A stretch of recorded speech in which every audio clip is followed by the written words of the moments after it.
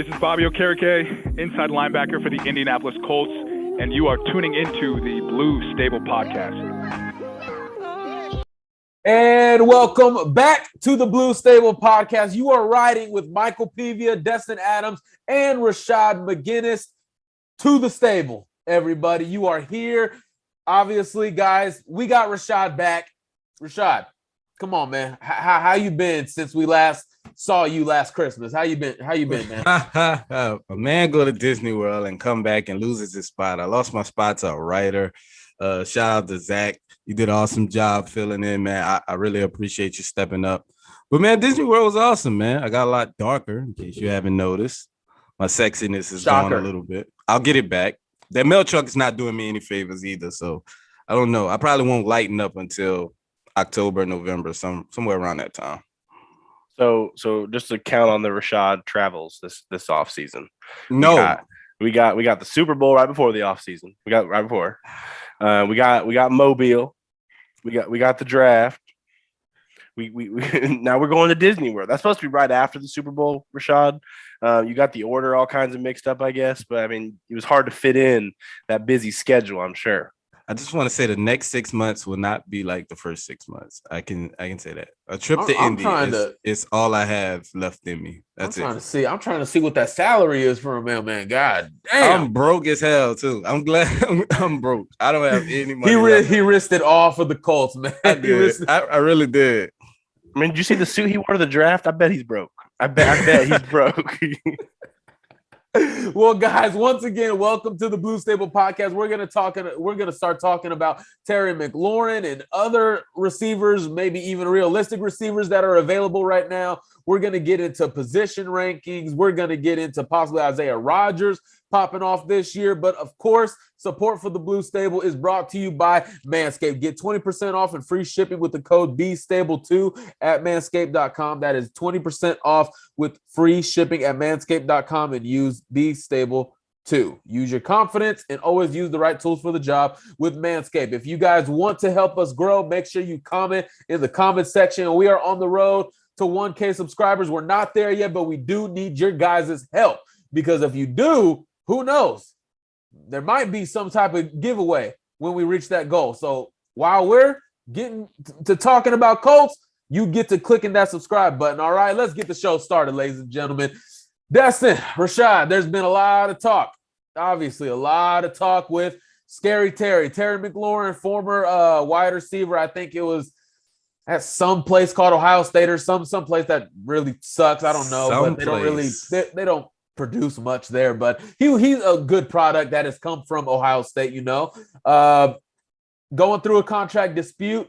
He is going into his fourth year. Obviously, he came out of that draft with Paris Campbell. Them both are going into their fourth years. He's obviously trying to get more money, but Washington is, they're fighting him a little bit. So let's get away from the little contract, whatever the case may be on Washington's side, and let's just hop right into it. Should the Colts trade? Now, when I ask this question, I ask you both and myself to stay with the question. Don't rear off. We'll get into all the small details. I don't need to worry about those. Stay within the question. Should, not can, not will, should the Colts go all out for Terry McLaurin this season, right now? Destin, let's start with you. Man, Mike never has me go first unless it's this kind of crap. So, I was glad too. Man, I mean, I'll catch them. I don't think it's the smartest route to go. So I'm gonna say they shouldn't. I'll catch it.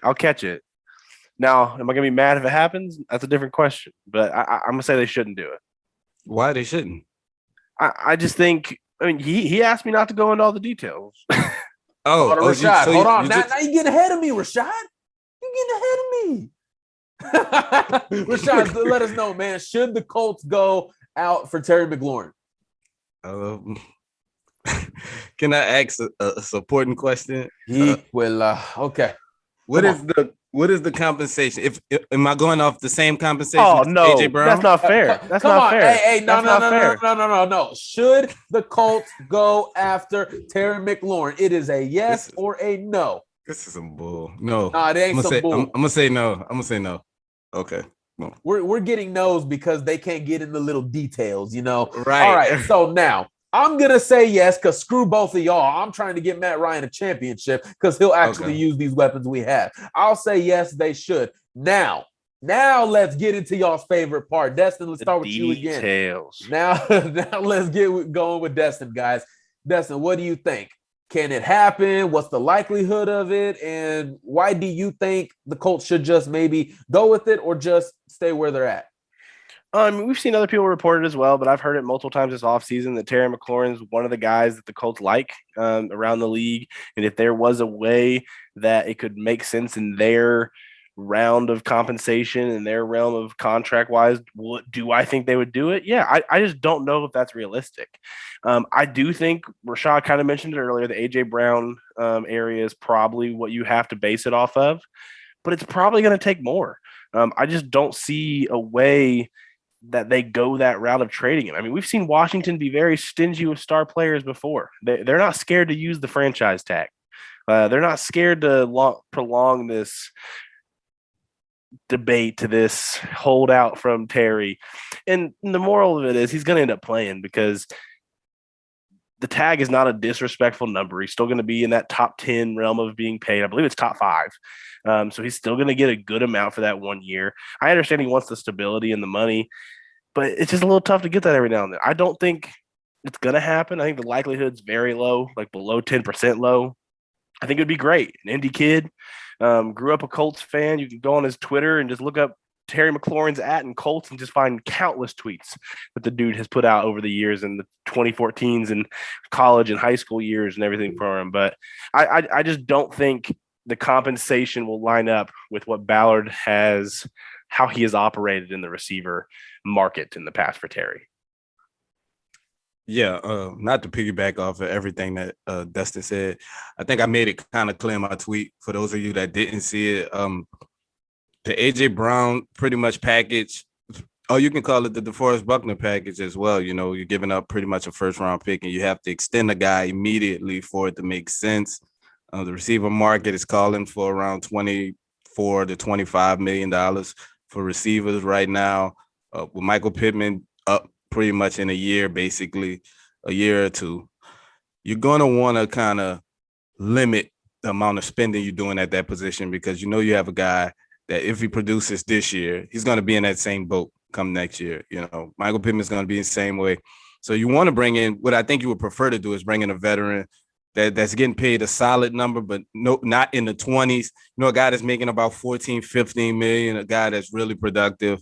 I won't call any names, but there's guys out here that's making that type of money. You don't have to go to the top of the market to get a guy. I don't think the Colts need a top of the market guy. I think they just need a guy that can produce somewhere, like I said, in the mid-teens for his salary, annual salary. And I think you'll be fine. I don't think you need a Terry McLaurin per se, but would it be fun as hell? Hell yeah. I think to play the other side here, because I don't want to just be beating the dead horse and speaking like you. Mike, put your Rams GM hat on, Mike. Tell us about it. Okay, here we go. Let me get into my Zen moment, everybody. Okay, you have to start off with F them picks. All right, first off, where's the mug? Where's the mug? So, so legitimately speaking, if Washington would only take 2023's first round pick, I would do it.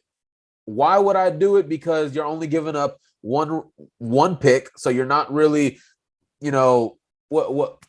making yourself vulnerable to draft capital in the next coming years. If it only takes one pick, I would do it right now. Hell, if it only took one.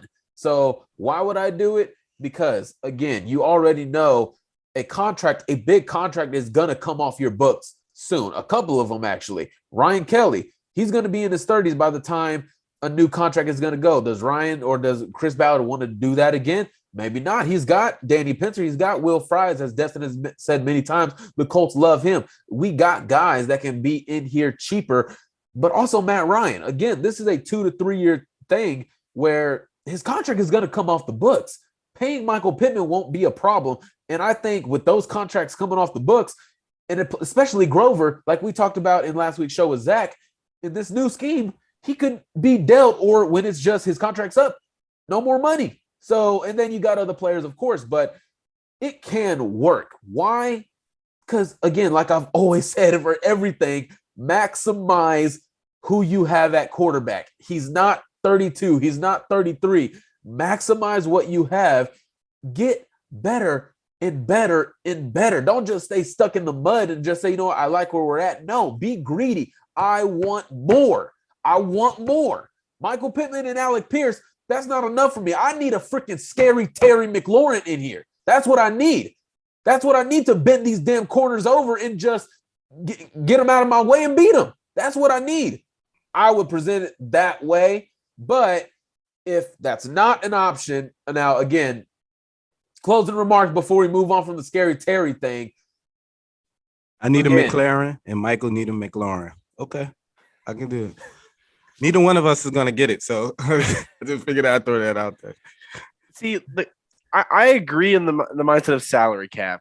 I'm a firm believer in the realm that I don't know if I want to say the salary cap is a myth, but man, can it be manipulated? Right. Like it's like a teacher gives you an F on a test, and you just write the extra line to make it an F make it an A on your way home.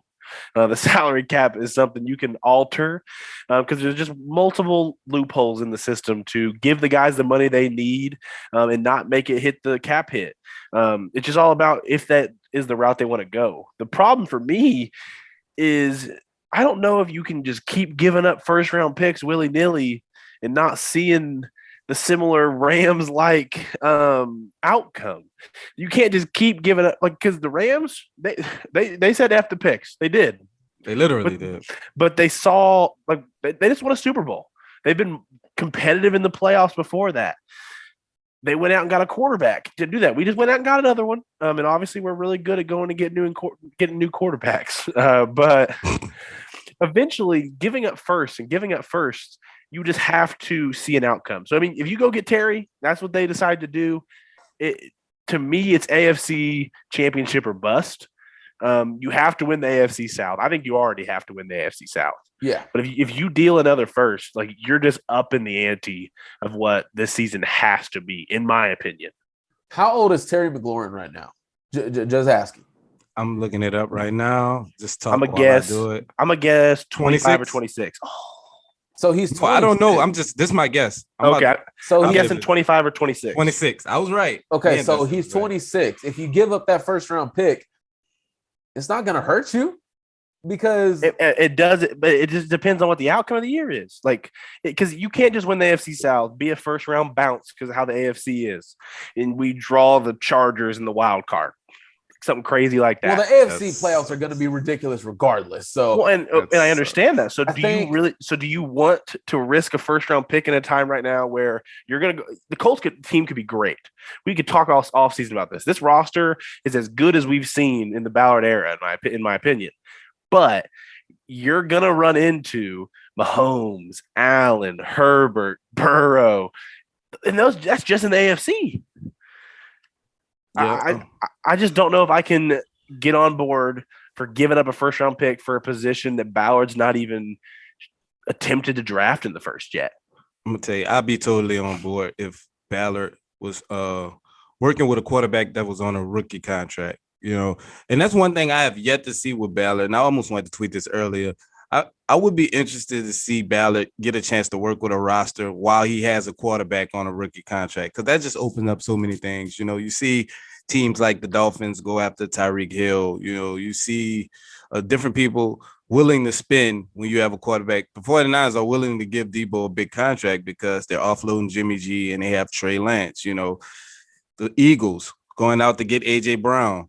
Jalen Hurts, guess what? He's on a rookie contract. You typically be more importantly, and probably won't get a second. I'll say more importantly, the next rookie quarterback is going to be on the roster. Like next you guys, so they got another one. You guys both said the same thing, and y'all was beating me down trying to get that point out. Both of you guys saying the exact same thing. No faith in Jalen Hurts, by the way. But go ahead. Oh, and like you could take the Chargers, for example. The Chargers actually paying 2 wide receivers about $20 million now with Mike Williams and Keenan Allen. And because they can, they have Justin Herbert, a guy that's a solidified stud, top 5 quarterback on a rookie contract. Look at the Bengals. I'm sure the Bengals is going to have this problem soon. The problem that the Bengals is going to have is those guys are all going to be due up around the same time. So it's going to be interesting to see how they do it. I'm sure one of those guys end up getting franchised and they get a long-term deal done. And then they eventually get everybody solidified. But when you have a quarterback that's on a rookie contract, it just opens so much up for the rest of your roster. Yeah, I think, and another thing, the Chargers also have many other rookie contracts as well. Their left tackle, rookie contract. Their star safety, still on a rookie contract. Yep. They still got stuff to work with. I think just in general, if you're just thinking, you know what, for the next 2 years, if we're going to gain the best possible advantage that you can, why not? And again, we've had these conversations how many times? So I think we all know what the actual outcome is going to be. But I got to play devil's advocate here. I got to speak on why it has to happen. But is it going to happen? No, it's not. So it's just not going to happen. But what can happen are some other guys that are still out there now. Okay, so Rashad, let me start with you, man, because I feel like Destin wants to talk about one guy, but you probably want to talk about that guy. So I'll give the floor to you first, man. Talk to me about a wide receiver that is still out there, maybe one that I have mentioned before. Talk about him on why Indy should freaking bring this man. Okay, I'm going to talk about Dustin mentioned 2 guys earlier. I won't talk about neither one of them. I'll let him have that segment. I'm going to talk about a guy that you don't have to trade anything for, but it's exactly what this offense is missing. T.Y. Hilton? Yeah. And I'm going to talk about another guy just in case. I'm going to go with Will Fuller. A guy who has been a number 1 receiver before, extremely fast guy, exactly what this offense is missing as far as when you talk about the Z receiver, a position that they want to use Alec Pierce in, but you can move Alec Pierce all around. You can move Will Fuller all around. This is a guy that legitimately takes the top off of a defense. And if you put him in the right situation, I think he can be productive again. The only question you have with him is his health, and I know Indy has had their fair share of guys having health issues. We're dealing with one right now with Paris Campbell. Hopefully, between Will Fuller and Paris Campbell, one of those guys emerge, and you get you a solid trio of Pitman, Fuller, Campbell, or Pierce. 3 of those guys. If you get 3 of those guys to come in and be consistent and be healthy all season, I think Indy would have a really good wide receiver core. And the price for Will Fuller shouldn't be much around this time. You figure he get about a 1 year, $5 to $6 million a year, probably as a prove-it deal to prove he can still be a guy in this league. And that's just one option to me. I think that's a fairly cheap option, but it can be a high risk, high reward. High reward, low risk pick. Yeah, I mean, that's definitely an option. I think there's multiple, and what I tweeted out earlier, I just think there's more realistic options that are in the Ballard price point, and more importantly, are in the realm to just pair with this 2 to 3 year timeline of Matt Ryan. Because I think whatever receiver move you decide to go in that route, that's the timeline it needs to be on, more importantly than a Terry 5-year type role. So one guy that I've heard multiple times this offseason that the Colts have interest in, and I know that multiple teams have interest, and it's all about whether the team is willing to do it, is Tyler Lockett in Seattle. That's a guy who I think the dead cap is a big issue for sure in Seattle, but at the end of the day, they're a bad roster. I'm sorry, their quarterback battle is going to be Geno Smith, Drew Lock, and our boy Jacob Eason. So I just think if you're going to take a dead cap to get picks, like, it makes sense. Lockett's older. He's just not on their time frame anyway. I think if you're going to take the dead cap right now is the time to do it if you're Seattle. And I think Lockett's the type of guy who you can put on this 2 to 3 timeline, a really solid receiver still in this league. And you pair him with Pittman. You pair him with Pierce, because I think you can slide Lockett in the Z realm. You can put him in the Y realm. So him and Pierce can almost just flip-flop depending on the formation. And that's a receiver core I'd like to see. My biggest thing is I think another receiver is added before week 1 starts, personally. I just think there's too much interest that I've heard for it not to happen. Whether it's TY, a free agent, a trade, I think somebody is added. I would say, like, by now, obviously OTAs have wrapped up now. Now the whole entire franchise is just going into sleep mode before you lock in for some months. I would imagine by this time Ballard is still doing his due diligence. Is the conversation there for Odell Beckham or Julio Jones? There's still vets who are dealing with injuries, but there's still guys who have performed at a high level. And of course, like Rashada said, is Odell still going to LA? Well, it hasn't happened yet. And I don't know what the specifics are about that. Maybe Rashad might want to get into that. I'll let him do that if he wants to. But all I know is nothing is done between Odell and LA. Why not swoop in and just say, you know what? If you can't help us day one, because obviously he won't. If you can't help us day one, can you be there in November when we're getting ready to go to the playoffs? Can you be there for us in the playoffs if we were there, supposed to be there? Can you be there and help us? Julio Jones, get him with the team doctor or bring him in for a physical or whatever the case may be. Bring him in for a visit, whatever the case may be. I don't care. Check up. What is going on? Is the body feeling right? Have you done physical therapy? Are you doing cryotherapy? Are you doing whatever the case may be? Where is your body? I get the Will Fuller thing, but at this point, it's kind of like with Will, Julio, Odell, injuries are a huge issue, especially with T.Y. Hilton. Again, I'm sorry, I'm just not bringing T.Y. into this discussion. I'm just not going to bring him in here. But again, Julio. I think he's in the discussion. I mean, I wouldn't say that T.Y. is among the top of my list of people that I'd want to add into this room. I think there's enough nostalgia there. And the whole point of it is T.Y. Hilton better than some of the receivers they're going to make the Colts roster? Yes. T.Y. is better than some of them. It's just what role he could play and where he's at health-wise. I'll say about Julio Jones, I think some of the other free agents could still happen because there's a route of why they haven't signed yet. If Julio and the Colts were going to sign, I just feel like it would have happened. Like the storyline is there. That's still been there since the day they traded for Matt Ryan. There's been reports that the Colts had some sort of reach out, but I've heard nothing else since. And I'm not saying I get every scoop that comes through. There's been multiple things that have shocked me this offseason. There's going to be multiple more that shock me. But I've heard just nothing on Julio Jones. And to me, that just and the time frame of it just makes me think that there's just not interest one way or the other, whether it's Julio's camp to Indy, whether it's Indy to Julio, maybe both. Maybe there's just mutual disinterest. Who knows what the situation is? I just think if it would already happen. Odell, I think the ACL makes sense why he's not signed yet. If he could be ready by like in October or maybe around late October realm of things, would it be worth it? Yeah, because when Odell's healthy, we saw what he was able to do with the Rams. And that was playing in a very heavy Y rotation. He could slide into that still at this point of his career. So Will Fuller, I think he's a guy who when healthy can do that. That's why he's available. It's because of health. Julio, to me, he would be here if it was going to happen.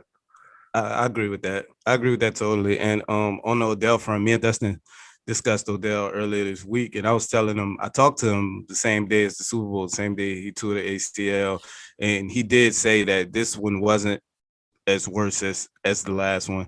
He said he was able to push pressure on it. I told Dustin, we all went out the Super Bowl night, to the after party, the Super Bowl party. And he was walking. I mean, of course, he was limping. Obviously, had just torn his ACL, but he said it was nowhere near the pain. He wasn't able to put pressure on it the first time it happened. He said this time he should be.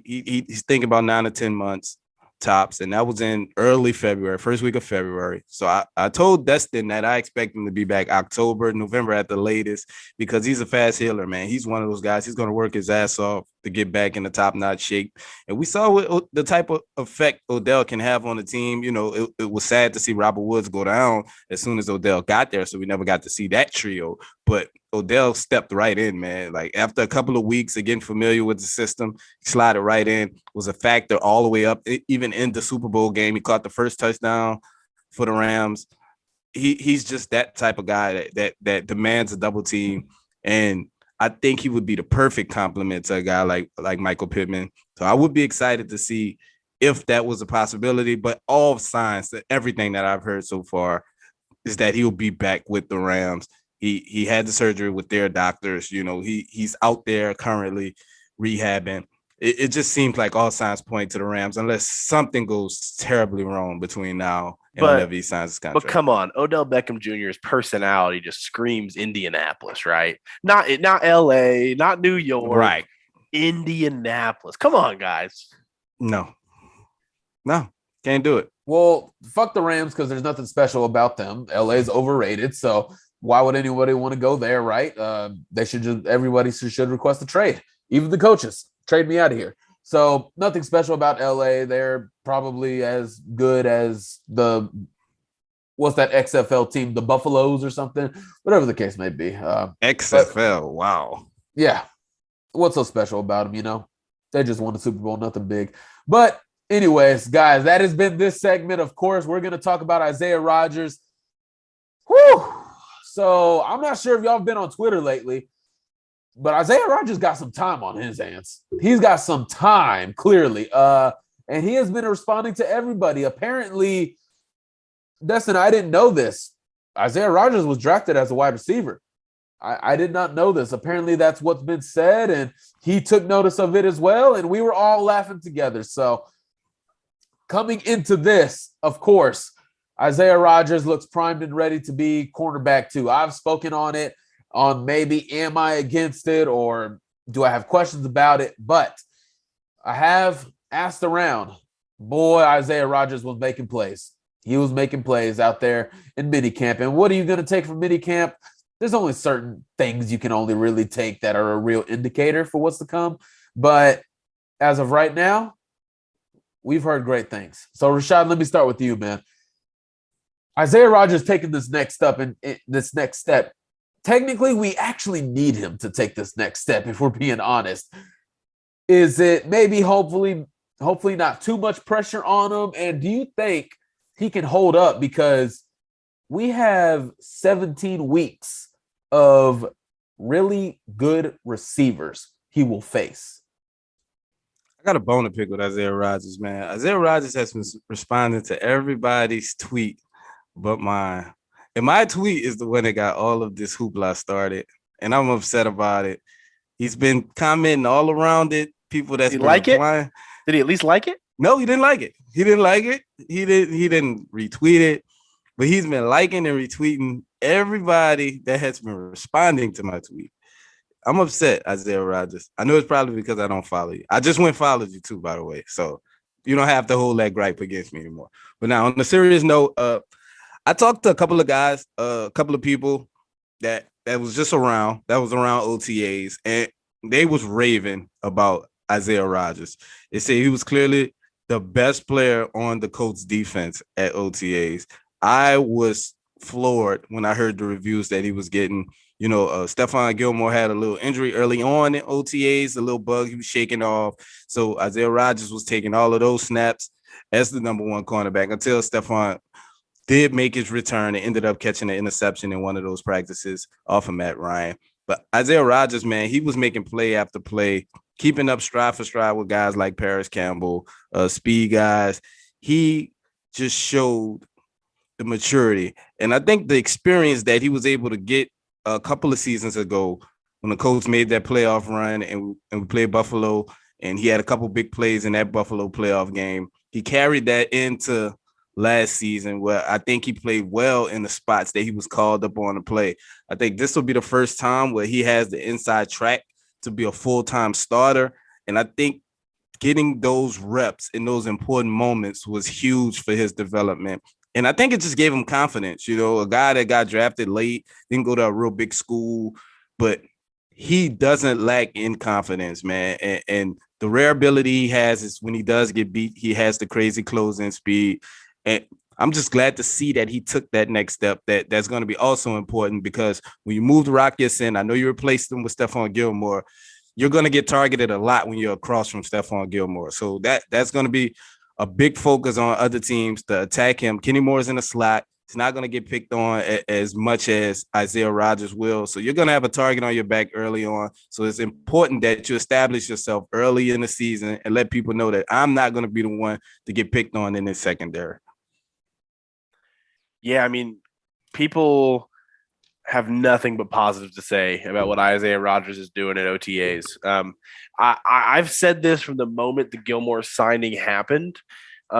When that kind of signing happens in a position, you see like 1 to 2 things happen for a guy. One, it like shoots their confidence down that they just went from being the top guy, young guy who's going to get all those looks, and they see this veteran coming in that's going to take those snaps. Or they embrace it, they add it to the fire, and they work harder, and they make it a positive. And all Isaiah Rodgers has said about it and all he's done about it is performed since it happened. He's performed, and he mentioned how excited he is to work with a guy like Gilmore to be able to take knowledge from that. Kenny Moore, currently doing all this sit-out stuff that's going on. Isaiah Rodgers is just getting so many opportunities for snaps right now, and he's making the most of it. I think he is one of those guys where if he takes a step in that right direction and he can be a top-level quarterback 2, this defense is top 2, and it's not 2. Yeah, I'm excited to hear about a lot of this, man. I really am. I was talking to a couple of buddies of ours. They're Indy local media. There were a couple of guys. And I was talking to him and I was just like, hey, who was he going against when these said plays were going on? None of them said it was against Michael Pittman. So if you're, I'm not trying to play it down, but I can't get excited when you're making plays on Ashton Dulin and Desmond Patman and Paris Campbell. I can't get excited about that. I got to floor my expectations a little bit because when we get to training camp, I need to see him on Michael Pittman. Or if we bring in a vet, I need to see him against those guys. I highly doubt, and I hope he doesn't play in the preseason. But if he does, who's going to play? Who's going to be good that he's going to play in the preseason? I just need to see the pads on and him going up against Michael Pittman. That's what I need to see. I'm happy. I'm excited that, step for step, in shorts, he was with these guys, kind of what we expect because we knew he was a speedster coming out of college. I got to see more. I got to see more before I start talking cornerback 2. It might be cornerback 2 by default because who else is going to step in that spot? But again, I'm glad. I'm happy about it, but I need to see the pads come on. That's what I need to see. I need to see him go up against Michael Pittman, and we'll be out there at training camp. I just can't get excited. Dang, bro, he locked up Ashton Dulin. Someone in the crowd. Who? Dulin, wide receiver 2. Like the new day. Who? That's to say Dulin for wide receiver 2, man. Yeah. Whoa. I don't know where any of that came from. But Dulin's making the roster. That's all that matters. Okay, yes, we know sure. That. We know that, Captain Obvious. Okay. What a difference a year makes. It's Captain Obvious now. We had like 3 episodes arguing that last year. So I thought Dustin was going to be the one to come back. It's not you, Rashad. I got to cause trouble, man. I've been going. Right. You got to cause trouble. Okay. Yeah, I mean, again, I'm excited. I want to see it. I want to see him take that next step. But again, I can't be excited when we're watching reps against Ashton Dulin. With all due respect, hopefully he develops into something good. But again, can't get too excited about that. But what can I get excited about is Manscaped. Support for the Blue Stable is brought to you by Manscaped. All right, who is the best in men's below the waist grooming. Their products are precision engineered tools for your family jewels. Manscaped, the Performance Package 4.0, the ultimate men's hygiene bundle. Join over 4 million men worldwide who trust Manscaped with this exclusive offer for you. 20% off and free worldwide shipping with the code BSTABLE2 at manscaped.com. And again, guys, they have a good deal on the site. You go over there. They got a Father's Day special. Get your father something good, man. Now, if y'all are like 16, 17 listening to the show, y'all better not be going around y'all's women smelling funky. All right. That can't happen. All right. That just can't happen. So get there, use our code, and they already have great specials. Like their cologne, usually around $44, but they have a special right now and you can get this cologne for $20. Wait, that wasn't in my care package. I bought this with my own money. Okay, I bought this with my own money. But Michael's out here using the code, huh? Right out here. Hey, bro, my girlfriend, my sister-in-law, they're using the code, and y'all mother effers better be too. But anyways, guys, get this cologne right here. All right, we got refined, smelling good, smell good. You know, if you got somebody at work that you're trying to impress, let me go impress real quick. All right, you know, step your game up a little bit. All right, you know, I'm not trying to out here be like Destin. I'm trying to be like Rashad when it comes to my game. All right, because if y'all 16, 17, I'm telling you, women love good smelling men. All right, so again, Father's Day special, and you get to double dip with the code.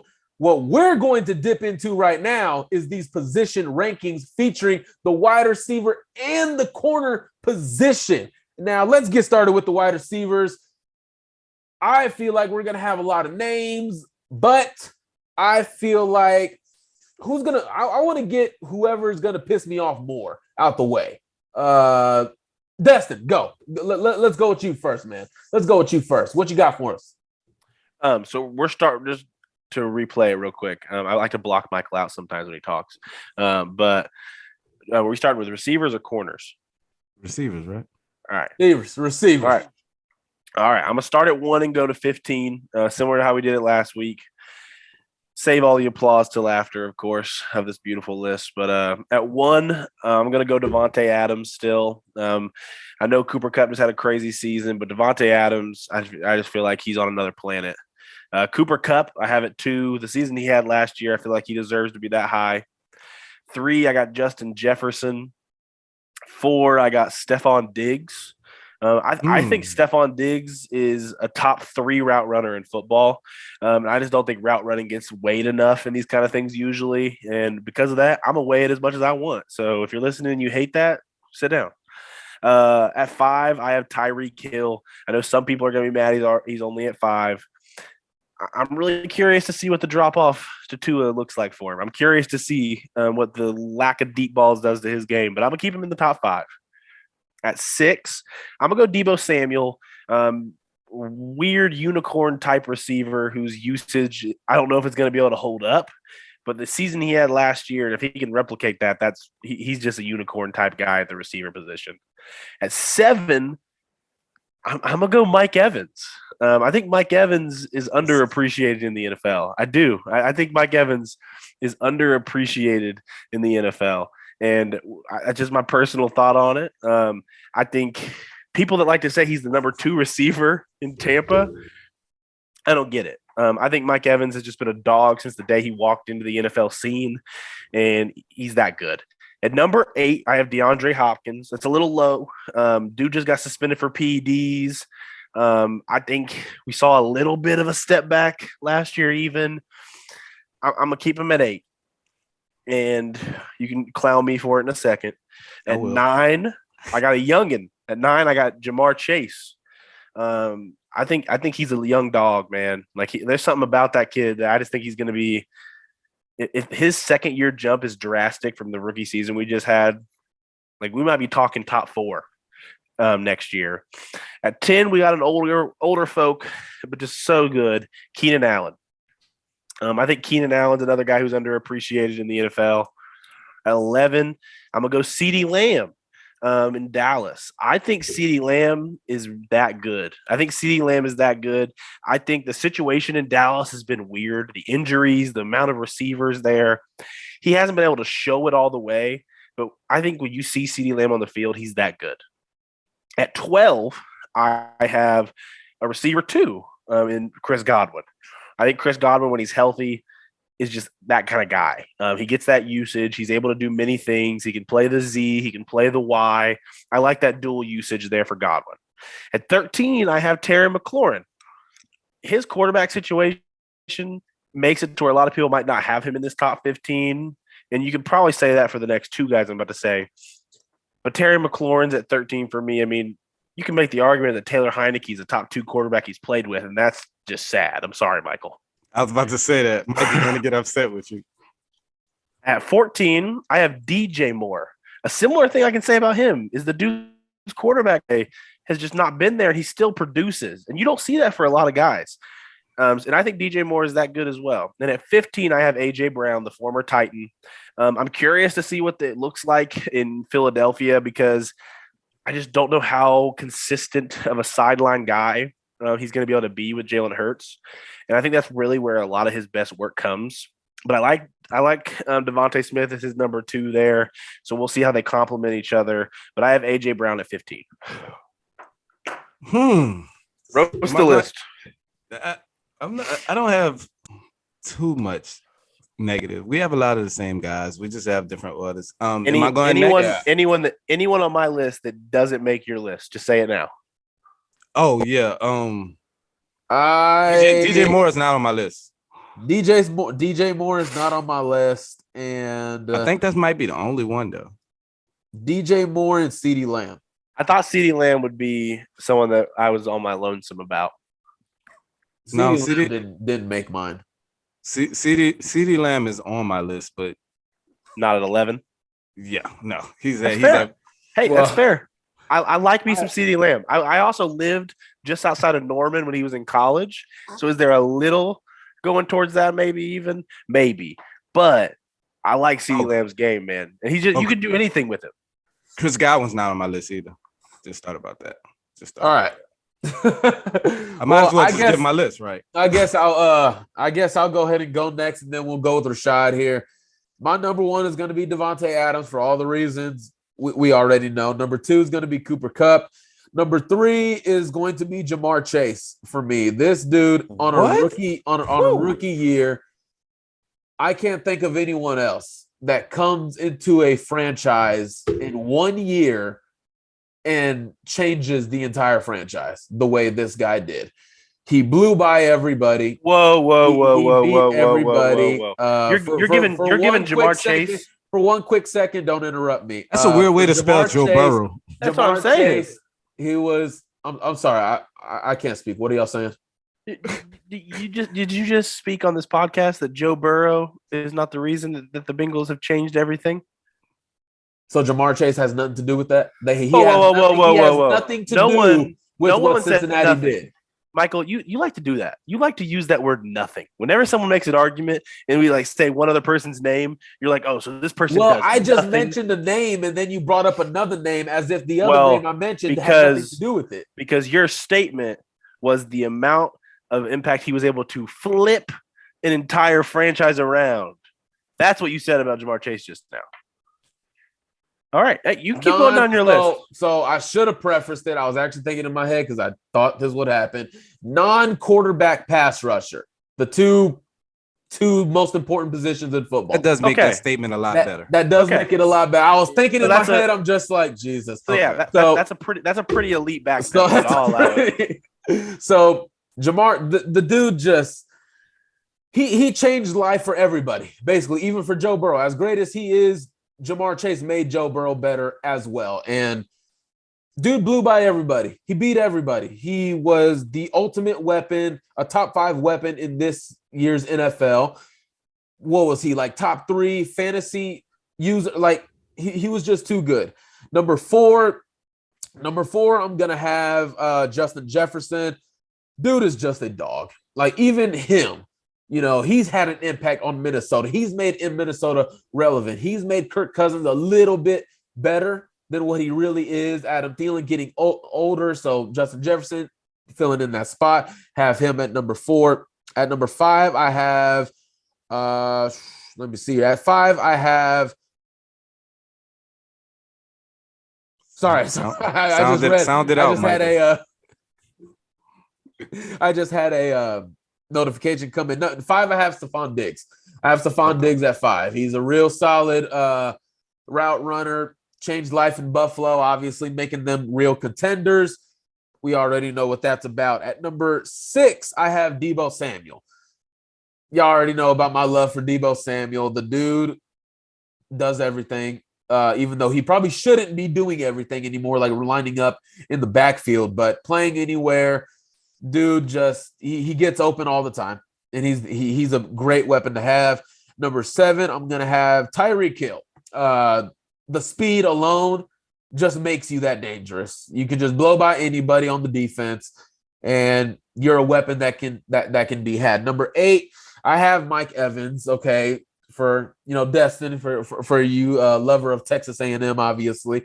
Mike Evans, the dude, ever since he's came in, even when he had Jameis Winston, who isn't bad, but damn, the dude was getting 1,000 yards then, and he's popping off now with Tom Brady. Obviously, won a Super Bowl.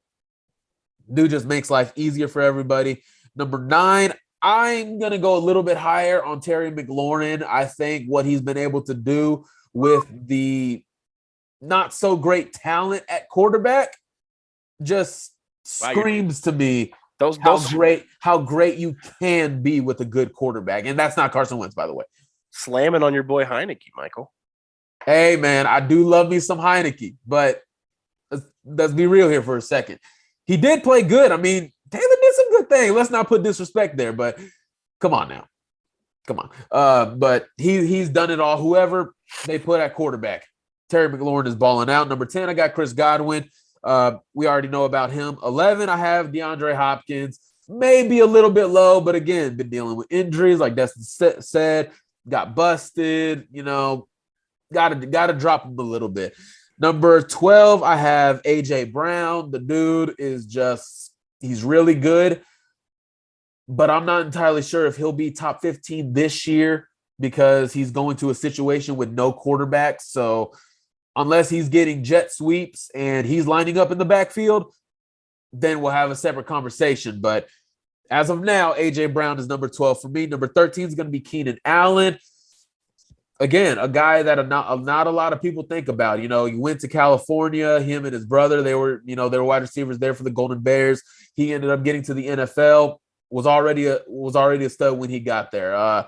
Made life easier for guys like Phillip Rivers, who couldn't extend plays with his legs, but he was balling ever since he's gotten into the league. Number 14, I got Brandon Cooks, a guy who again got forgotten. He's in Houston. Nobody thinks about him.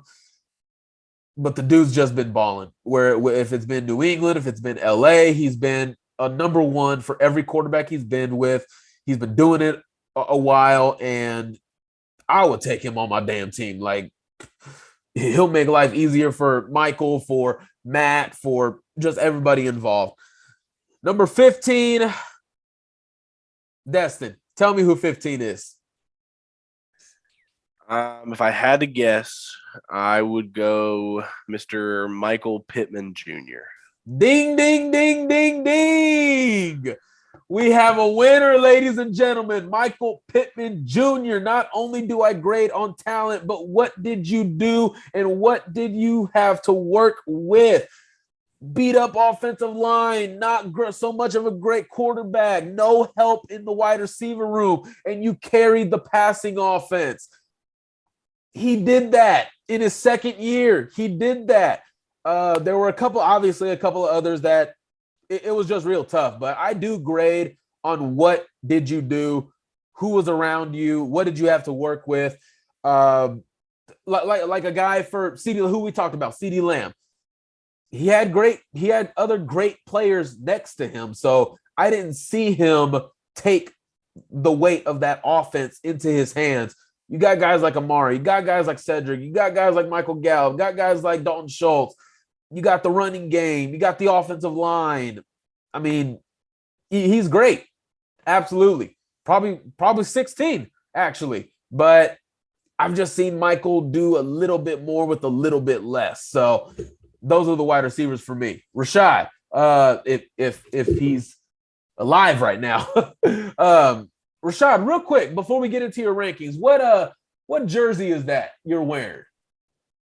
Tracy McGrady, baby. T-Mac. All right, Tracy McGrady. All right. Yes, sir. Rashad got a little bit game to him. He got a little bit game. Okay. Yeah, all right, man. Rashad, talk to us, man. What we got on the wide receivers? All right. So, number 1, I have Devonte Adams. So that's the trifecta. I think we all agree there. We all think Devonte Adams is the best receiver in the NFL. Number 2, I have Cooper Kupp as well. 3, I have a man y'all have a little bit lower, and I don't know why, Tyrik Hill, who has just proven to be the ultimate weapon.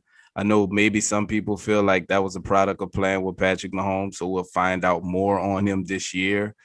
Seeing him in a new offense, seeing him with a new quarterback, a quarterback that he says is more accurate than his old quarterback, by the way. So we'll see. What was he going to say? What was he going to say? Shots Rashad? fired. Hey, man, I don't know, man. I'm just saying what he said. He could have said more accurate. He could have said, "I'm going to a great quarterback to another great quarterback." He didn't have to straight up say. That's true. He could have said that. No, he was flat. He was prompted. He was asked, "Do you like the more accurate, like where it hits you right in the breadbasket, or do you like the deep ball?" That's what he was asked. I mean, he's got to hype his up, dude. Patrick Mahomes don't care what Tyrik Hill's saying in the media. They probably had drinks last night. Yeah, I don't think they give a damn. But okay, my number 4 is a guy y'all disrespected, and it hurt my soul. Number 4 is DeAndre Hopkins. Are you guys kidding me? This guy, his last 4 years, has never had under 1,100 yards, has never had under 96 catches. He is a guy that's been productive with bad quarterbacks, with good quarterbacks, good coaching, bad coaching. He has done it all. And this time last year, it would have been an argument between whether he was 1 or 2, between him and Devonte Adams. And how fast we forget, we let an injury just drop this man. What he was on you guys' list, 8, and I had him at 11. I had him at 8, so he was still in my top 10. 8 and you 11. Mm-hmm. I mean, if I'm just gonna be real. Even when he was healthy last year, I don't think he had a 100-yard receiving game. How many games did he play last year? 1, 2, 3, 4, 5. 5? Oh, yeah. He played 5 games. He had 572 yards. He had 5. Yeah. Hey, I'm just looking here. He had 572.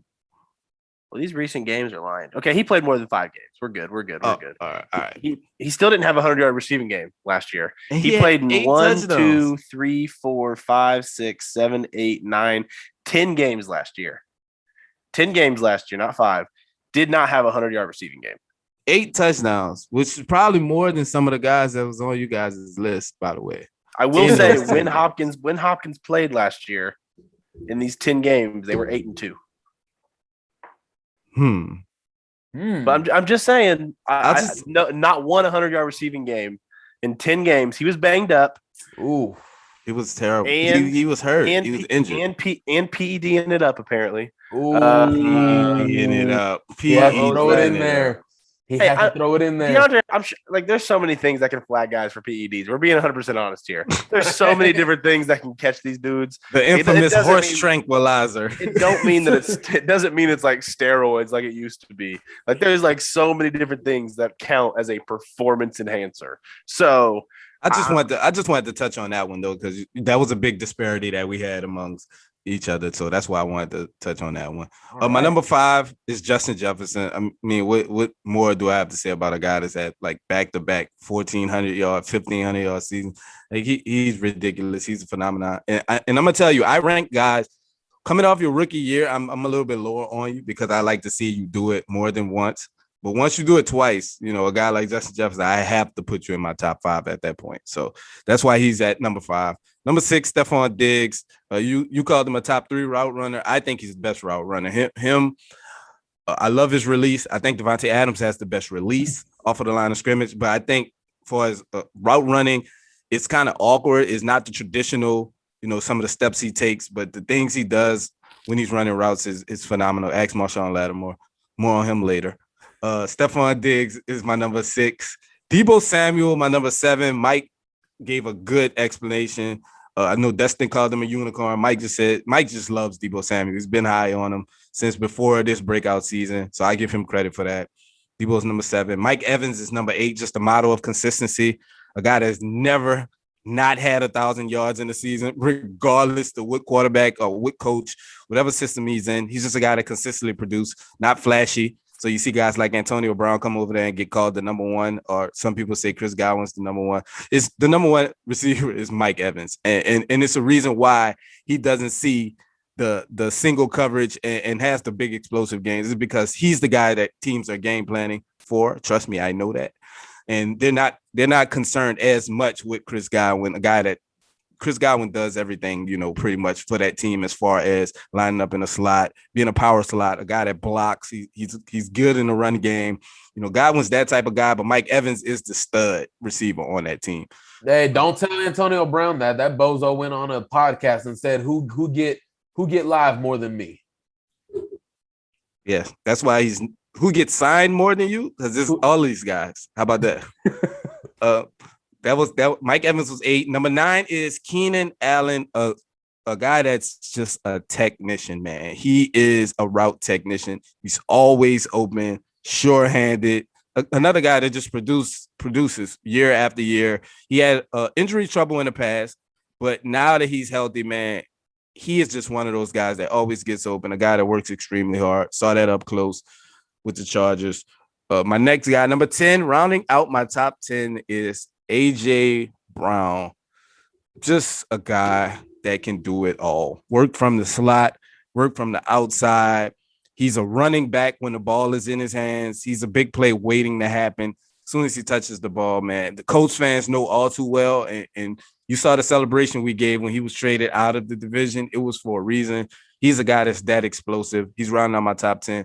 My number 11 is a guy that I think can be a lot higher after this season. It's Jamar Chase. This guy has it all. He has top 3, top 4 ability. He only done it one time though. So I'm not going crazy yet, but this is a guy that if he does what he did in his rookie season, if he repeats that, he'll be in my top 5 for sure. Somebody's going to have to come out. Maybe DeAndre Hopkins, since Dustin says he fell off a bridge, a cliff all of a sudden. So I'm expecting big things from Jamar Chase. I got him at 11. My number 12 is huge cap. I love Jamar Chase, but I got to stick to my rookie rule. And I have this rule for our cornerbacks. When the cornerbacks comes up, it's going to apply again for a guy that I think is a special talent. My number 12 is a guy that hasn't been mentioned today, so I'm interested in to see. It is DK Metcalf. I don't believe any of you guys had him in y'all top 15, right? DK Metcalf, he's not a technician. He's not a precise route runner. He's bigger than everybody. He's faster than everybody. He's a traditional X receiver. What you want an X receiver is a guy that's big. What y'all want Michael Pittman to be? It's what DK Metcalf has proven he is already. That's a guy that has 1,300 yards before, Mike. That's a guy that's consistently producing, has double-digit touchdown season. He's a guy that I don't know if he's going to be able to do it without Russell Wilson. So that's going to be a big question that he has to answer. I'm curious to see. That's a big reason for his stats. Hey, he's going for 1,500 with Eason, boy. Dusty keeps pushing his Eason in Seattle thing. The all-pro level is coming, man. It's coming with Jacob Eason. DK Metcalf is about to explode. DK Metcalf, man, is a guy that has been productive every year since he's been in the NFL. So I can't take that away from him. My number 13 guy is the guy that we're all currently campaigning for to come to Indianapolis, the hometown kid. Is Terry McLaurin, another guy who's just been productive no matter what quarterback. I should be saying in spite of his quarterback, because he was forced to play with Taylor Heineke. And sorry, Michael, he didn't get a chance to play with Fitzpatrick, which I think would have been great for his career. I think that was the type of quarterback he needs to see him really show off his ability to stretch the field. He just haven't had the chance to do that since he's been in the league. But he's a guy that's still consistently productive. My number 14, he probably would have had like 50 more targets with Ryan Fitzpatrick. Oh, yeah, that's true too. My number 14 is a guy. This is a bit of a projection. It's CeeDee Lamb. CeeDee Lamb, I think, is a bona fide X receiver. He's the type of guy. He has every physical attribute that you want in your wide receiver, and he makes the splash plays too. So those are always good. Some of the wild catches, he'll drop some of the routine ones, and that's the thing that concerns me with him. So I think he has mental lapse. Is he thinking about what he's going to do after he catches the ball before he brings it in? but those wild, spectacular plays, the physical, the speed, the power at the top of the route, the separation he gets, his ability to go up and be a ball winner in traffic. CeeDee Lamb has all of that, and I'm excited to see him finally as the bona fide number one over there with the Cowboys and Dak Prescott. My number 15 is actually a guy that none of you guys mentioned, and I get it, but he is a top 5 receiver the last time we saw him play healthy, and it's Michael Thomas from the New Orleans Saints. I cannot make a top 15 wide receiver list without a guy that broke the reception record just a couple of seasons ago. This guy, he's not flashy, but he's as sure-handed as they come. Let's not debate that. He makes the tough physical catches in traffic. He's a big guy. He'll go up and get the ball. He's not much of a field stretcher or, a guy with deep speed, but he's a sure-handed guy. And I just felt terrible leaving him off of a list like this, especially when I think he'll be back this season, hopefully. But I think people really forgot how good Michael Thomas was when he was healthy. So I just couldn't make a top 15 list without 149 catches, 1725 yards, and 9 touchdowns. But that was 2019. Okay, what he did in 2020? That was the start of his injury year. So he had 40 catches, 400 yards, 438 yards, season. And 0 touchdowns. He got hurt that season, and then he didn't play the following season at all. That's why I didn't kill you guys. I wasn't saying like you guys should have had. Yeah, to me, you missed to me, it was like 1 year off from like the 1725. Like I'm gonna have to put him on. That's ridiculous. Yeah. But then there's the 2020 year was down because the injury, didn't play in 2021 at all. Mm-hmm. Do I think he could be a top 15 receiver? Heck yeah. Dude, when he's on the field and when he's healthy, can do things that a lot of guys can't do. That's a heck of a workload. We'll see if he can still do that after the injury. Right. But for me, 2 years off from that, I had to keep him off. Hey, and man, I live in New Orleans. He may only run slants, but he catches them. That's the thing. I live in New Orleans, man. I got to go outside. If somebody sees this list and say I don't have Michael Thomas on my top 15, I might not make it to the next. They gonna catch you lacking, Rashad. They gonna catch you. Don't say lacking. that, man. Knock on wood. Right. No more gumbo for you. Hey, man, Cajuns on Claiborne, when they see you come in, they gonna be like closed. Hey, they gonna do that. My reason for Michael Thomas, I mean, if I made a top 20, he probably would have made it. Mm-hmm. Of course, we make our rankings differently, but I'm just big on what have you done for me lately. That's why I had Jamar Chase higher, because even though it was 1 year, it was one of the greatest 1 year rookie years that we've ever seen. So, and then Michael Thomas, we just didn't see him at all. So I can't really put him on my top 15 personally if I didn't see you make one catch. That's my only thing. I'm not mad at it. I'm really not, because when he's on the field, we know what's up. We know what's game. So, guys, that was wide receivers. Any other remarks about our list? All right, if you guys listening have any questions or concerns, or y'all want to talk crap to Destin, then put it down in the comment section below, okay? Or to Rashad for why he has freaking DK Metcalf in the top 15. Get in the comment section. But also, if you're wanting to pause, go get a drink, come back. It's been a longer episode, but we've talked about this last week. It's the off season. Take a couple days to watch the episode. We don't care, but I'm telling you right now, this might be a good time to pause it. We have some more rankings coming up next. Chill, get comfortable, come back. Look at Dustin with the commercial.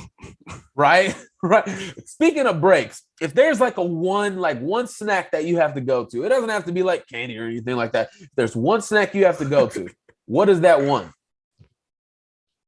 Okay. I'm a big chip guy. I'm a big chip guy. I like Takis. I like spicy chips, but I can also get down with like cheddar sour cream. They got Takis original in Lay's. Yeah. I think Takis are everywhere now. Y'all eat spice up north? Takis is here too, for sure. Oh, yeah. Oh, we already know that. Come on. That's I'm a chip guy too. I'm a chip guy like Destin. I'm a more traditional chip guy. So my go-to chip is Cooler Ranch Doritos. Like that is my favorite. But I also love like hot Cheetos. Anything spicy. I'm a spicy guy. Like when it comes to food, chips, snacks, anything, man. Spicy. I'm sold if you tell me it's spicy. Hey, man. I make a good burger. A good spicy burger. I will Really? say that. I thought you were saying burger was your snack. I was like, snacks. Nah, All right. spicy burger. But yeah, I think if I had to choose a Dorito, sweet spicy chili is mine for Doritos. What? Sweet, yep. That's that's mine right there. I don't think I've ever heard anybody say that. You know, maybe I'll give them a try. Maybe I'll go get me a bag tomorrow. I've had them. They're okay. To be your favorite chip, that's something. Nah, That's the Taylor Heineke of chips. No, my favorite chip. I'm talking about my favorite of the Doritos brand. But my favorite one's probably got to be Takis. It's probably got to Takis. Yeah, Takis. Yeah, that's got to be. Things are just delicious, man. Ever got the Taki powder and made some cheese sticks with them? Do that as well, guys. But anyways, getting away from the food part, all right? Hopefully you guys had enough time to go get your Gatorade, get hydrated and everything, because we about to talk some corners. And on this one, I think I'll let Destin go first, all right? I think we're going to have a nice, healthy discussion here. There's not going to be too much craziness going on, because we live in a real good, like Destin said last week, safety NFL. I think we live in a good corner NFL. So, Destin, Michael likes you. He's letting you go first twice, man. You must have did something good. You must be on his good side. Hey, I don't know, man. But I also agree with Michael. I think this corner group in the NFL is really deep. We'll get to safeties later, but safety is one of my favorite positions in the NFL right now. But we're going to go to corners right now. 1 to 15 here. I'm going to go 1, Jaylen Ramsey, probably who's been one on my list the last 3 years. I just think he's that special. I think dude's just elite. From the moment he stepped in the NFL, Jaylen Ramsey has the ability to travel, has the ability just to play a side if you need him to, can slide into the nickel, can blitz the quarterback. Dude can do whatever you want him to do. Dude's a Swiss Army knife. And Jaylen Ramsey's just elite at it. Whatever he's asked to do. At 2, I'm going to go the newly paid corner out of Green Bay, Jael Alexander. I like me some Jael Alexander, man. He had a little bit of getting picked on here and there last year, to some points where I could see some people having him a little bit below 2. But to me, I even saw the highs of his game last year, and I would take his highs and ability to legit lock down a guy. I know the interception number is something a lot of people like to go towards in this kind of realm, but to me it's how much yards are you allowing your target to get, and Jael Alexander can lock a dude up.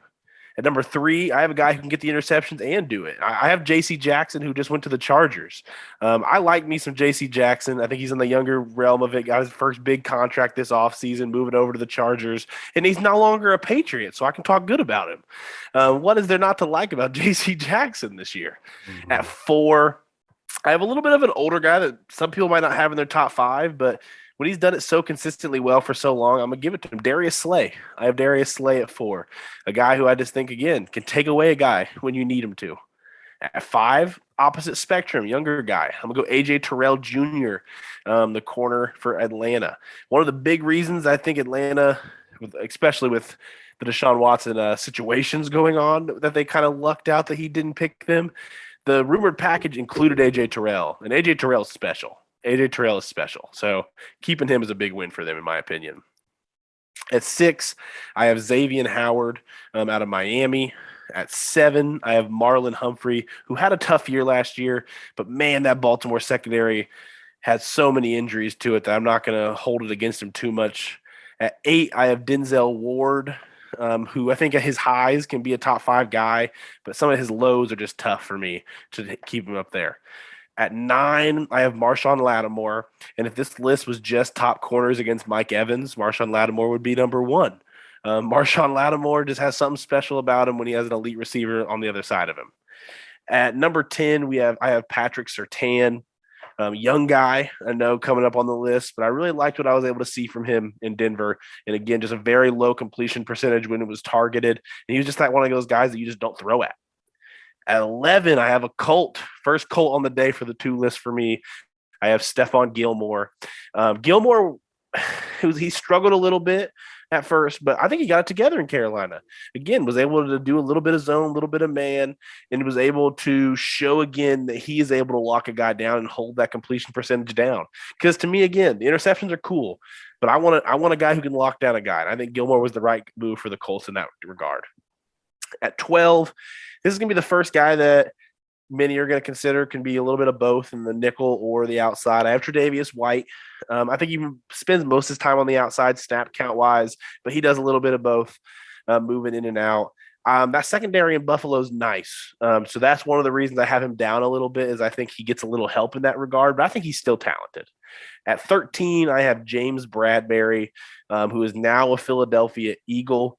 Was in a tough situation in New York roster-wise, and he was just a bright spot on that defense, in my opinion. I think he's still got a lot of ball left in him, and I'm excited to see that corner duo in Philadelphia. At 14, I have Byron Jones out of Miami, a guy who has played safety in the NFL. He's played corner in the NFL, and I like that duo with Zavian Howard and Byron Jones. I think he doesn't get talked about enough because he's a number 2, but he's still a solid corner. And at 15, I'm going to go Carlton Davis out of Tampa. I like Carlton Davis. I think he's a guy he's a very, very good corner 2 in the NFL, but he's been forced to play corner 1 since he's gotten the league. I don't think he's ever going to be like that elite corner 1 in the NFL, but if you got another guy next to him and allowed him to play that 2 spot, I think he would have a very, very successful career. And I think he already is having a successful career. Just don't put the man in man coverage on Tyrik Hill ever again. Especially in the first quarter. now the head coach of the Tampa Bay Bucks, please don't do that ever again in your entire life. But Carlton Davis can ball. Hey, man, don't have too many complaints, man. Again, I think we're all going to side with each other here on this one. I guess I'll go next, and then I'm not getting any shots for not putting Diggs on my list. Diggs is on mine, but I'm not gonna hang it. Yeah, I'm not like making people in the comments are not gonna be that nice to me about it. But no, you're gonna get cooked. Oh no, you're definitely gonna get cooked. But yeah, I was just ready for it. I was, but all right. All right. So number 1 for me, I'm gonna go. I gotta go Tre'Davious. I'm just kidding, man. I'm going Jaylen Ramsey, man. Bro, you know I had to. I was about to say, bro, don't do this. Had to give y'all a little jump. Number 1's gonna be Jaylen Ramsey. Come on, dude, plays everywhere. Locks everybody up, can play man-to-man, is really, really great in zone. Whatever the case may be, we already know he's good. Number 2 for me, I'm going to go J.C. Jackson. This guy does not lose too many reps, man. He's so good man-to-man. And I think especially in New England, being on an island, he was just so good. He faced a lot of great receivers, and he won a lot of matchups.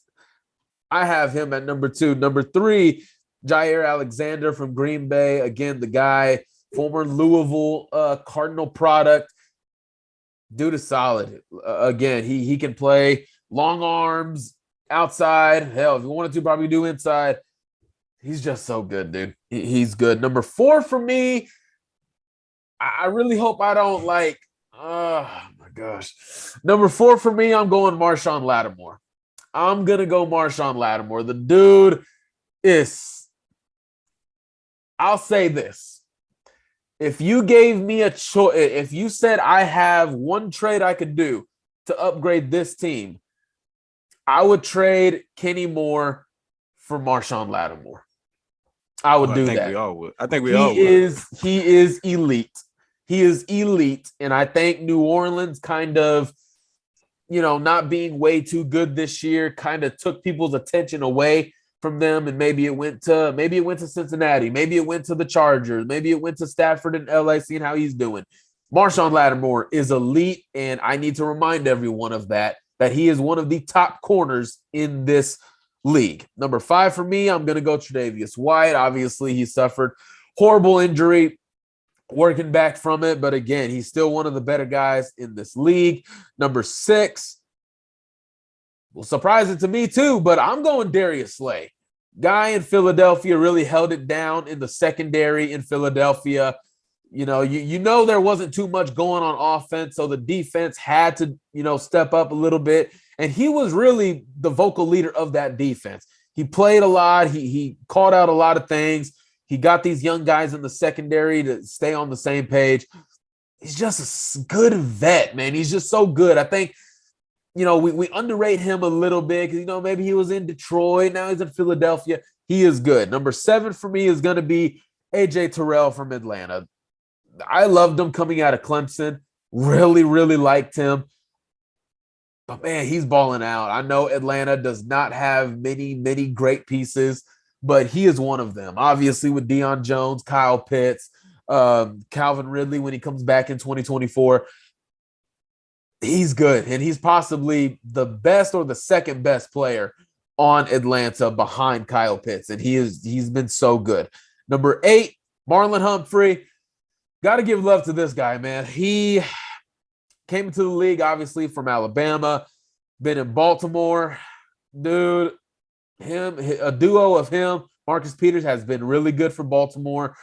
Obviously, they didn't have much offense to back them up, but he can plug and play. He can go man-to-man, can go zone, whatever the case may be you ask of him. Number 9, I was debating this one a little bit, but number 9, I'm going to go Denzel Ward. For me personally, I forgot how, and I'll admittedly say, I forgot how good Denzel Ward was because, sorry if I offend Nick, but I don't watch freaking Cleveland. Like, I don't watch them. So I'm sorry. There's nothing special about Cleveland to watch. But obviously going back a little bit at the end of the season, who was good? Denzel Ward. Damn, dude's actually playing really well. Obviously he's got a good teammate in Greg Newsome, Destin, our guy from Northwestern.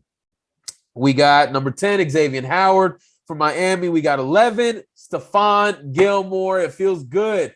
Just like we did with the pass rushers, it feels good to have a corner on this list for the Colts. Stephon Gilmore, obviously, for the reasons we know. Number 12, I hope I don't shock anybody, but let me know, Rashad, if this was the guy you were talking about a young guy when you were talking about corners. Patrick Surtain at number 12. This dude, and he's giving me the thumbs up. Patrick Surtain had a really good rookie year. He really did. The dude faced some really solid receivers. I thought he did a great job on Tyrik Hill. He didn't get beat too much, but he had a great game. I think, what was it? It was week 17, I believe. I think it was one of those last games. He played Tyrik Hill really, really well. He played other receivers really well. The dude was strong. The dude just doesn't get beat too much. And this dude, Patrick Surtain, has a chance to be the best corner coming up in the NFL. He has a chance to, obviously, corners' shelf lives don't last too long, but Patrick Surtain might be the next Jaylen Ramsey of this league. Number 14, I am going to go Stefan Diggs. Look, the dude gets beat and tricked out of his shoes like nobody's business. But the guy can get interceptions, regardless if it's Mike Glennon, Sarah Glennon, Tori Glennon, I don't give a damn. He gets interceptions. And at some point, I do want to be respectful, and it's not every year we see 11 interceptions for a corner. At some point, the interceptions have to matter. They have to count. But, man, this was a little bit hard to put him on here, but I had to give credit where credit was due. He gets beat like nobody's business, and I am ready to see Michael Pittman versus Stefan Diggs. Probably going to be Michael Pittman's first 200-yard game of his career on that Sunday night in Dallas. Number 14. Number 13 was Stefan Diggs. Number 14 is going to be James Bradberry. Obviously, this is a guy that we talked about maybe not even a month ago. Can he come to Indianapolis? He was good in New York. He was solid.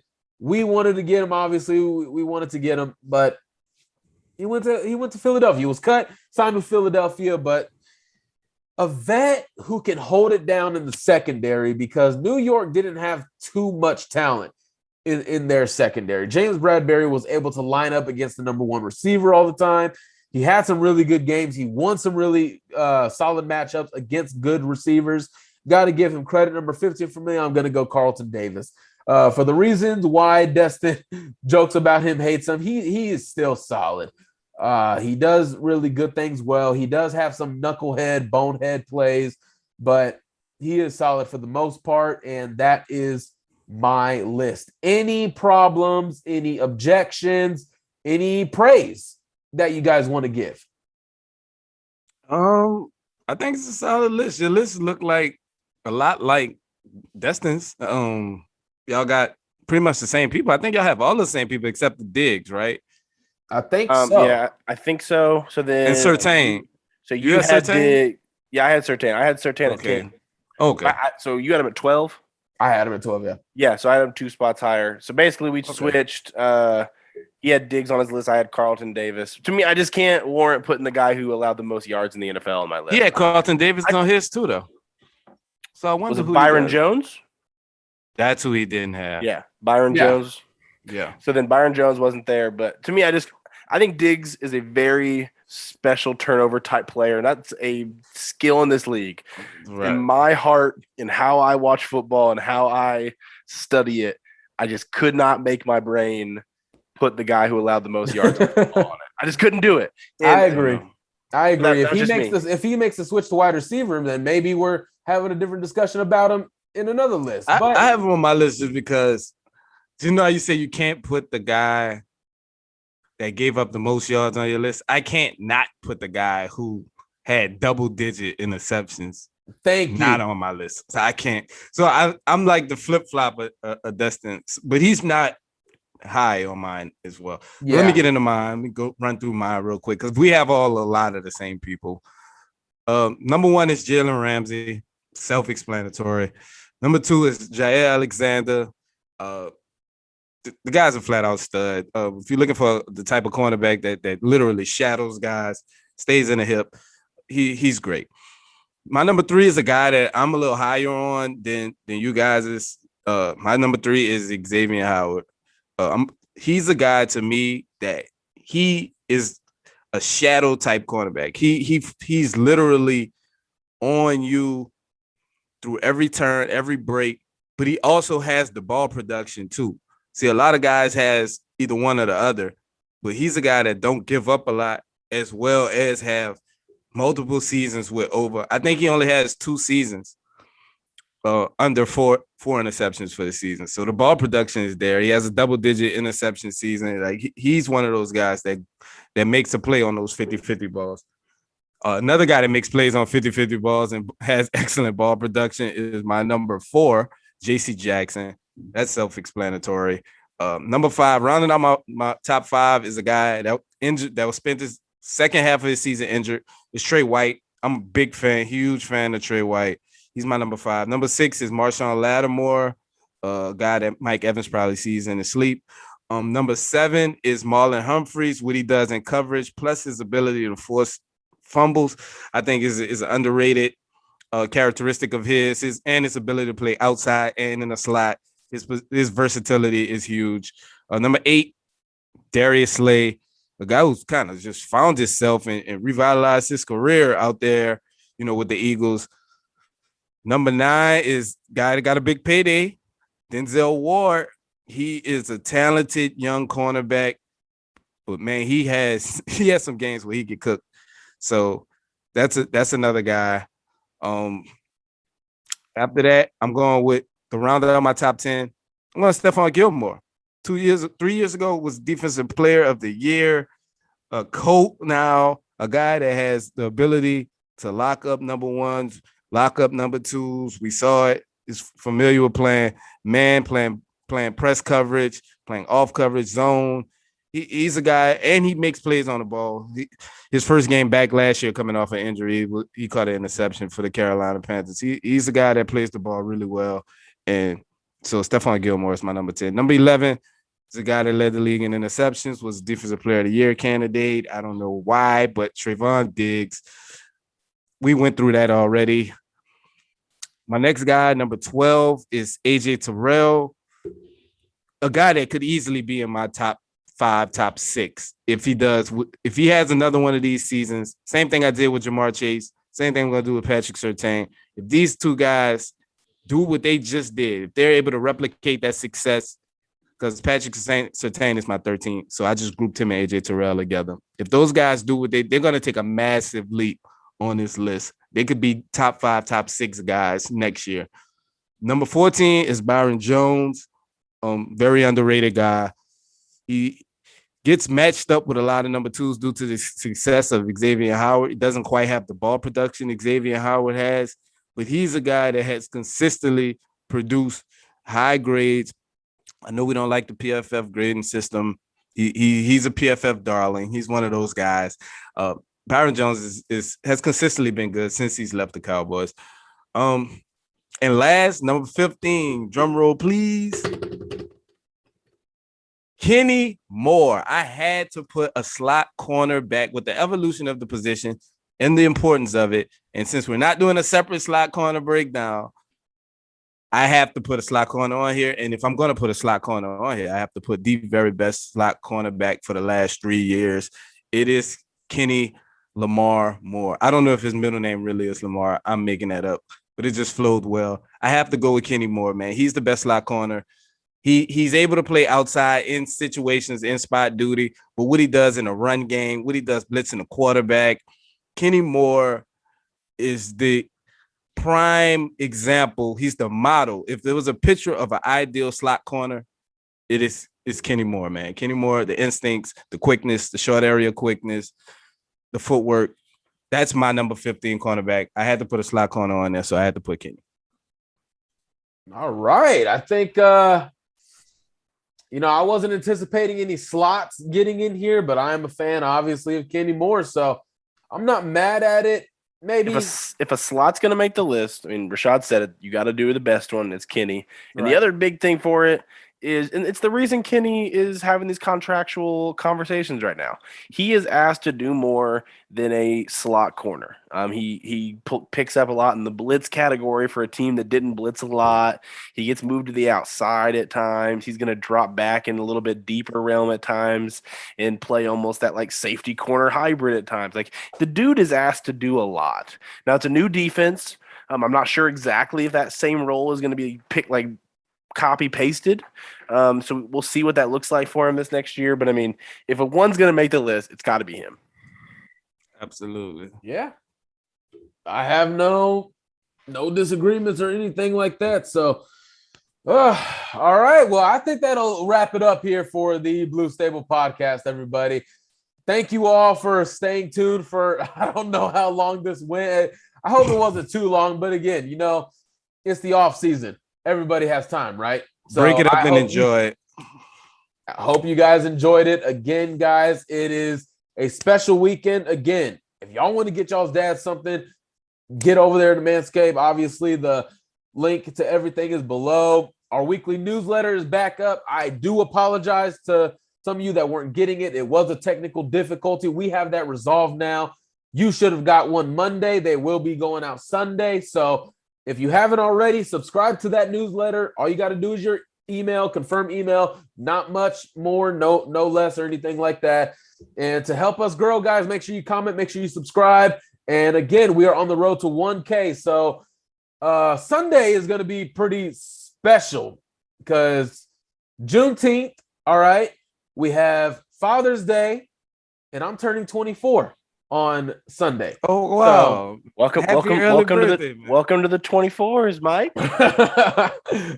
It's going to be my father for Father's Day. It's going to be my birthday. And then obviously for my girlfriend and her side of the family, it's going to be Juneteenth. So it's going to be a very fun weekend. And guys, you guys have a great weekend too. Once again, he's Rashad McGinnis. He is Destin Adams. I am Michael Pevia. You can find all of us on Twitter in the description below. We will see you next week. And hey, we could be talking about some rookies competing for starting spots, but obviously one at the left tackle, that spot's already taken. So other than that, we'll see you next week.